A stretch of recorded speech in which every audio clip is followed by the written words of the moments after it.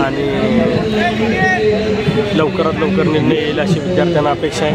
आणि प्रचंड मोठा विद्यार्थ्यांचा जनसागर आपण पाहू शकतो। अगदी लांब लांबपर्यंत आपण पाहू शकतो ही गर्दी। अगदी विद्यार्थ्यांना बसायला सुद्धा जागा नाही, इतकी प्रचंड प्रमाणात गर्दी या ठिकाणी झालेली आहे। आपण पाहू शकतो प्रचंड असा मोठा जनसागर या ठिकाणी। विद्यार्थ्यांना बसायला सुद्धा जागा नाही। पोलिसांना विनंती केली जाते की बॅरिकेड मागं घ्या आणि विद्यार्थ्यांना बसण्याची सोय करून द्या।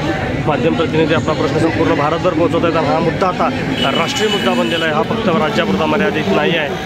तर विद्यार्थ्यांमध्ये आता प्रचंड उत्साह आणि नोटिफिकेशन आल्याशिवाय हटायचंच नाही असं विद्यार्थ्यांच्यात वातावरण आहे। बघूया आता नेमकं होतंय काय।